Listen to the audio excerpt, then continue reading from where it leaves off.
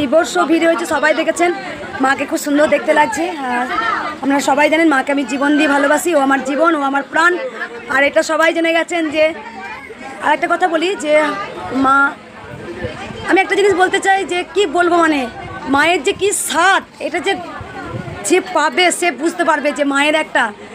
দেখো আমি কিন্তু কালী পুজো করি, কিন্তু আমি আসল অরিজিনাল ভক্ত কিন্তু আমি কিন্তু কৃষ্ণের। কারণ আমি গোপালকে আমার ছেলে বলি, ওকে আমি যা খাই আমি নিজে খাওয়াই। এই মনাগুলো মেরা তোমাদের বিশ্বাস না, খুঁচি দেবো চাইতে না, ধর তোমার হাতটা। হ্যাঁ করছো তখন থেকে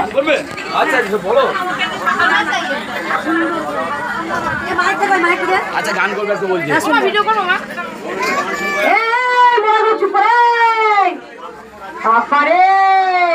কেমন কে কে করছো দেখো সবাই।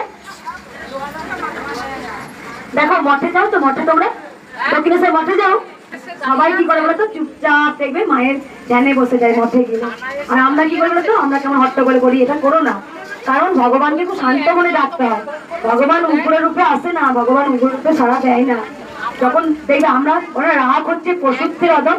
ভগবান গৌতম বুদ্ধ, দেখো আমি না এই যে এত ভক্ত দেখার পর আমি কালকে ভগবান গৌতম বুদ্ধের জীবনে পড়ছি, আমরা ইতিহাস বইয়ে পড়েছিলাম ভগবান গৌতম বুদ্ধের ছেলের নাম হচ্ছে রাহুল। তারও কিন্তু পুত্র সন্তান হয়েছিল।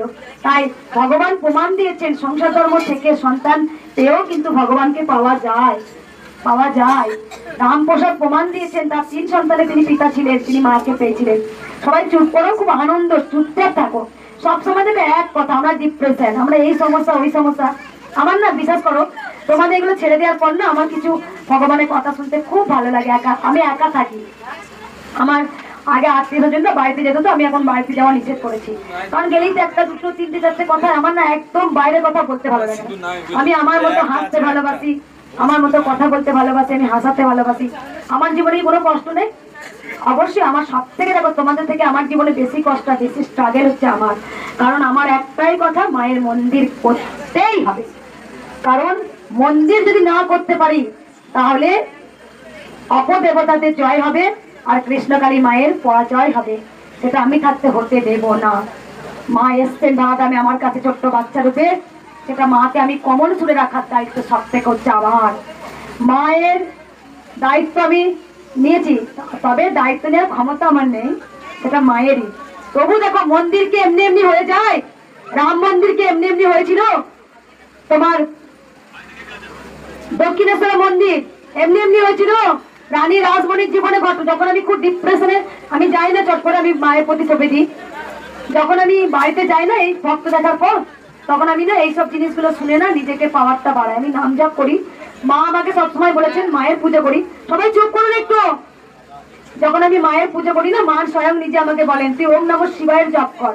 তখন আমি আস্তে আস্তে খুব, মানে আমার মনে হয় মা আমি কোথাও যেন হারিয়ে যাচ্ছি। মা এত লড়াই, এত ঝড়, এইটুকু বয়সে আমি এত কিছু দেখেছি জীবনে, তাই সেইগুলো আমি ফিরিয়ে আনি না, আমি শুধু আনন্দে থাকি। কারণ হাসলে পারে, দেখবে যারা খুব কঠিন রোগে ভোগে অন্য অন্য দেশে দেখবে খুব হাসির মুভিজ দেয়, যাতে হাসে সেই পেশেন্টটা, হাসলে পারে ভালো লাগে, নিজের মন প্রাণ ভালো থাকে। আমি হাসতে ভালোবাসি, হাসাতেও ভালোবাসি। যেটা আমি বাড়ি যাওয়ার পর না আমি পরমাংশ দেবের আমি দেখছি কি যে দক্ষিণেশ্বর মন্দিরটা কত স্ট্রাগল করেছিল রানী রাসমণি, তবে একটা মন্দির হয়েছিল। মাকে বড়া হয়ে গেছে বাড়িতে, সিন্ধুকের মধ্যে মাকে ভরে রেখে দিয়েছে। রানী রাসমণিকে মা ভগবতারিণী মা স্বপ্ন দিচ্ছেন, ও আমি আমার কষ্ট হচ্ছে, ঠিক সিন্ধুক করে দেখে মা পুরো ঘেমে গেছে। তাহলে মন্দির তো কখনো নিজে নিজে হয় না। রাম মন্দির কি নিজে নিজে হয়েছে? দক্ষিণেশ্বর মন্দির কি নিজে নিজে হয়েছে? হয়নি। কেউ না কেউ কিন্তু স্ট্রাগল করেছে, একটা করে ইতিহাস আছে। তাই কৃষ্ণকালী মায়ের মন্দিরটাও কিন্তু একটা ইতিহাস থাকবে। মায়ের মন্দিরটা ভাঙার জন্য অনেকে উঠে পড়ে লেগেছে। কেন করেছে না, কিছু কার্যসিদ্ধি তাদের হচ্ছে না। সবাই জেনে গেছেন কৃষ্ণকালী মায়ের কাছে কি লাগে, কোনো টাকা পয়সা আমি কিছু চাই, কিছু চাই না। তোমরা যা দক্ষিণা দাও, 1 টাকা 2 টাকা কেউ দক্ষিণা দিতে পারে না, কেউ 10 টাকা 11 টাকা, সেটা আপনাদের স্ব ইচ্ছে আমরা দেন, সেটা মায়ের মন্দির হবে। আবার অনেক আজকে শনিবার তো বহু ভক্ত দক্ষিণা দিতে পারেনি বা ভুলে গেছিল, কিছু কিছু দেখছে যে ঘুরে এসে দিচ্ছে, বলো মা দক্ষিণা দিতে ভুলে গেছে, তাদের আমি দক্ষিণা দিকে তাকায় না, আমি ত্রিশূল চাই, আমি ছেড়ে দিই। কিন্তু একটা কথা বলি, দেখো যেমন আমরা মঠে যাই, তো দক্ষিণেশ্বর মঠে যাবেন, এই যে এত চিৎকার আমরা কেউ করতে পারবো? করতে পারি। আমরা কেন করি এখানে সেখানে চিৎকার? দেখো এখনো হচ্ছে, দেখো কেউ চুপ করে। দেখো মায়ের যে কি বলছে মঙ্গলা মা, সেই কথাটা শুনি। দেখো মাম্পি ছেড়ে দে, মাম্পি এখন ছেড়ে দে, কাউকে বসে দিয়ে ছেড়ে দেখো। বলে দি দেখো, আমরা মঠে যখন যাই দক্ষিণেশ্বরে দেখবে, আমরা স্বামী বিবেকানন্দ মঠে যাই তো দেখবে সবাই চুপচাপ, মুখে কোনো আওয়াজ নেই, কোনো আওয়াজ করে না, কেউ কিচ্ছু বলতে পারে না, চুপচাপ গিয়ে ধ্যান করে। কারণ ভগবান ওই চিৎকার করলে আর মাথার মধ্যে ওই চিন্তাগুলো ঘুরঘুর করলে ভগবানকে ডাকা যায় না। ভগবানকে একাগ্র চিত্তে ডাকতে হয়, ভগবানের সঙ্গে তোমার লিঙ্ক করে নিতে হয়। কারণ তোমার লিঙ্ক করতে গেলে তোমাকে অনেক কিছু চুপচাপ চুপচাপ মনটাকে আস্তে আস্তে শান্ত মনে আসতে হয়।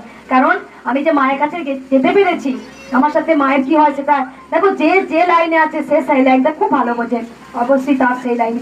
এই যে মাকে আমি কেমন করে মা ধরা দিলেন, কি করে পেলেন, সেগুলো আস্তে আস্তে মায়ের কাছে 22 বছর পুজো করার পর যখন মা, যেমন আমি দেখো বাচ্চাদের মতো পুজো করি, আমি সত্যি বলছি, আমি এখনো তো বড়াই করে বলি আমি কোনো পুজো জানি না, কোনো নিয়ম জানি না, কোনো বিধি জানি না, আমি আমার খেয়ালে পুজো করি। দেখো আমাকে কেউ ধরে বেঁধে রাখতে পারেনি, আমার মৃত্যু পর্যন্ত আমি দেবতা রাখবো, কেউ পারবে না। আমি আমার মতো থাকতে ভালোবেসেছি সারা জীবন, এখনো বাচ্চাপনা করা, এই খাবো বলি আবার বলি খাবো না, এগুলো আমার যেন, আমি একদম বাচ্চাদের মতো পুজো করি। মাকে কেমন পুজো করি দেখবে, মাকে বলি সেদিনকে আমি আরতি করতে করতে না তোমার পঞ্চবতী ধরাতে দেরি হচ্ছে, প্রচুর ভক্ত হয়েছে, মাকে বলছি দেখ এখনো পঞ্চবতী ধরানো হয়নি, তুই নিয়ে নেই চামড়টা, নিয়ে নেই চামড়টা কি বলে বুঝতে পারছি না, ভুলে গেছি, আমি এইটা নিয়ে নে তো তুই। আমি এরকম পুজো করি, কারণ মা যেন কেউ আমার আপন। আচ্ছা আমরা সন্তানরা কত ভুল করি না, মা কি করে দূরে ছেড়ে দেয়। তা আমার যেমন দেখো, আমি কিন্তু প্রথমে তোমরা সবাই জানো ব্রাহ্মণ দিয়ে পুজো করতাম, জানো, গানগুলো একটু বন্ধ করে দেবে, শুনতে পাবে সবাই, আমি বলে দিই সবাই শুনতে পাবে। দেখো আমি যখন ব্রাহ্মণ দিয়ে পুজো করাতাম না, তোমরা কিছু কিছু কথা শোনো, ভগবানের প্রতি আরো ভালোবাসা বাড়বে। দেখো আমি যখন ব্রাহ্মণ দিয়ে পুজো করতাম, যখন আমার খুব অবস্থা খারাপ হয়ে গেছিল, অবস্থা খারাপ বলতে বলে দিই আমি, আমার স্বামী ফুচকা স্টল ছিল, আর হচ্ছে গিয়ে নিউজ পেপারে ব্যবসা ছিল। এখন দেখলে বড় একজন পুলিশ অফিসার এলো, বললো ওর মতো ছেলে হয় না। আমি জানি তো ভগবান জুটিয়ে দিয়েছে একে অপরে আঙ্গাঙ্গি, যেটা ভগবানের ইচ্ছা হয়তো। তাই দেখো, তা নিউজ পেপারে বিজনেস ছিল 3-4টে, আমরা খুব স্ট্রাগল করেছি, কিন্তু অনেস্ট ছিলাম আমরা, কোনোদিন কারো ক্ষতি বলতে কি এটা আমরা জানতাম, আমি এখনো জানি না। আমি বকে দেবো তোমাকে, আমি বকে দেবো, আমি তোমাকে মারবো, আমি তোমাকে ঠেলে দেবো, কিন্তু অন্যায়টা কি বা কারো ক্ষতি জিনিসটা এটা আমার হৃদয়ে কোনোদিনই আসেনি, প্রথমত কথা। দ্বিতীয়ত কথা হচ্ছে আমি মাকে বাচ্চা রূপে পুজো করতাম, মানে মা তুমি খেয়ে নাও, তুমি খাও। তারপরে আস্তে আস্তে যখন মায়ের সঙ্গে আস্তে আস্তে আরো কাছে যেতে শিখলাম, তখন আমি আরো কাছে যাচ্ছি। একদিন মা আমাকে বলছে খাড়াটা নড়াবো, তা খাড়া যে এমনি এমনি নড়িয়েছে সেটা, প্রায় সময় আমি ওপরে উঠতাম, মা চোখে লীলা করতে, আমি এত বুঝতে পারতাম না, মা চোখে লীলা করতেন, চোখে লীলা করতে দেখ চোখটা যে পুরো ঘোরাচ্ছেন, পাতা ফেলছেন পুরো একদম, আমি দেখতে পাচ্ছি। এরকম ভক্তদের কাছে আমি ভিডিওটা দিয়েছি, দেখবে সবাই দেখেছে।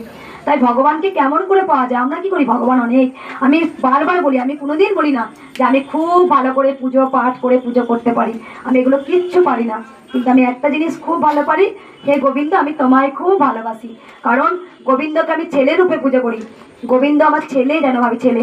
একদিন বিশেষ করে এখানে ত্রিশূল ঠেকাচ্ছি, আমি না হঠাৎ করে আমার মনে হলো আমার কানাই বৃন্দাবনে নাচ করতে করতে কানায় পায়ে কিছু ফুটে গেল।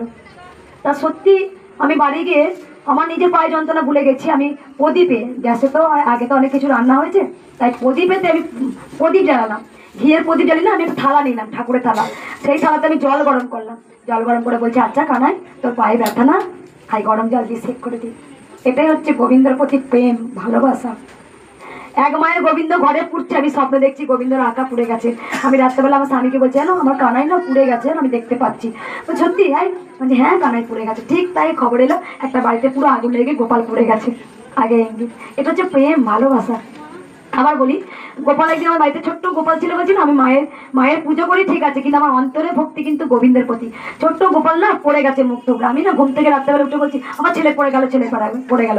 আমার স্বামীকে যখন বলছি তখন আমার স্বামী বলছেন কি আচ্ছা কই ছেলে পড়ে গেল, আমি হ্যাঁ বলছি ছেলে পড়ে গেছে, সত্যি গোপাল মুখ টুকরে পড়েছিল। এ বলছে ভগবান নেই বিন্দুতি বিন্দুছে।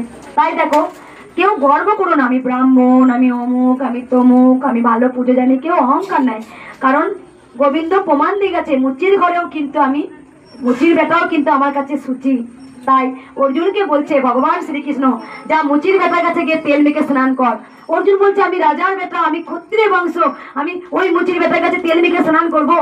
গিয়ে দেখছে মুচি জুতো সেলাই করছে, কি আগেকার চামড়ার জুতো, মানে কি গন্ধ, জুতোগুলো সেলাই করছে আর চটকে চটকে হাতে ভাত মারছে আর গোবিন্দকে খাওয়াচ্ছে। ভগবান শ্রীকৃষ্ণ যা দেখবি ওর কাছেই তোকে তেল মেখে স্নান করতে হবে। তাই ভগবান শ্রীকৃষ্ণ বলেছেন ওই মুচির বেটাও কিন্তু সুচি, মুচির বেটাও কিন্তু আমার পরম ভক্ত।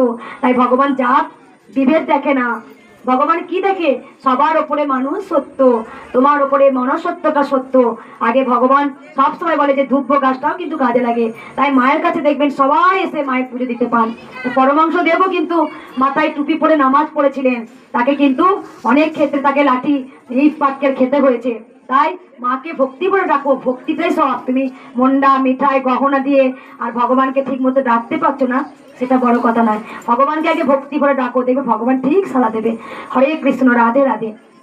মা গুজরাট থেকে, মা কোথা থেকে একটা গান শুনবো? রাজস্থান থেকে এসছো, গান করতে যাও। আর তুমি কোথা থেকে আসছো? বাড়ি ঝাড়গ্রাম, শ্বশুর বাড়ি ঝাড়গ্রাম, বাপের বাড়ি হাওড়া। গান করবি তো? একটা গান করে শুনে একটু। মা একটা কথা বলি, পরশু দিনকে দুপুরবেলা ঘুমাতে ঘুমাতে তোমার ছবি দেখেছি, তুমি এই শাড়ি পরে গেছো। মা কিন্তু অনেকেই বলে। মা গো, আমি একবার নয় বারবার স্বপ্ন দেখি, ঠিক আছে? আমি কিছু কথা বলি, দেখো আমি না বাৎসরিক পুজোর দিন, যেদিন মায়ের বাৎসরিক পুজো হয় সেদিন আমি না আমি আমি যেটা ভগবানের নাম হলে আমি হাত তুলি, কারণ প্রেমানন্দের বাহু তুলতে হয়, দুই বাহু তুলতে হয়। গোবিন্দর নাম হলে দুই বাহু তুলতে হয়। তা আমি ওখানে না কীর্তন হচ্ছে, হরে কৃষ্ণ হচ্ছে, আমি দু হাত তুলেছি। সেই ভক্তরা আমাকে ওই স্বপ্ন দেখেছে মা দু হাত তুলে নৃত্য করছে। এখানে এসে বলছে, মা তোমাকে যে সেম দেখেছে এই সেম। আজকে না আমি কোন শাড়ি পরবো কোন শাড়ি পরবো, আমি প্রতিদিন ভাবি। তিন আজকে বলছে আমি 3-4টা শাড়ি বার করে কোনটা পরবো, না আমি এটা পরি। এটা পরার পর আজকে আমি এসে লাল শাড়িটা পরি। ফট করে আমার লাল পাড় সাদা শাড়িটা পরে গেল, মাকে পরিয়েছি। আমি বলছি ও কালকে তো বলে গেছিল মাকে লাল পাড় সাথে সাথে পরাবো, ভুলে গেছি। তাই এরকম সেম দেখেছি, একই হয়। অনেক ভক্তরা বলে, মা আমার স্বপ্নতে দেখেছি এই শাড়ি পরে আমি দাঁড়িয়ে আছি। এটা তো মা লীলা করেন। তাই মায়ের লেখা একই দিনে কখন কি হবে সেটা কেউ বলতে পারে না। মা চেয়েছিলেন কলিযুগের এই সময় এই তারিখে এই ডেটে আসবো, তা এসেছে। সবই হচ্ছে মায়ের লীলা। গান শোনা মা। नहीं ठीक है, वो आगे पिया कर ना, तुम मेरा पीछे उधर आगे হিন্দি গান করবি তো? তাহলে এই কেটে দিতে দাও, দাও দাও।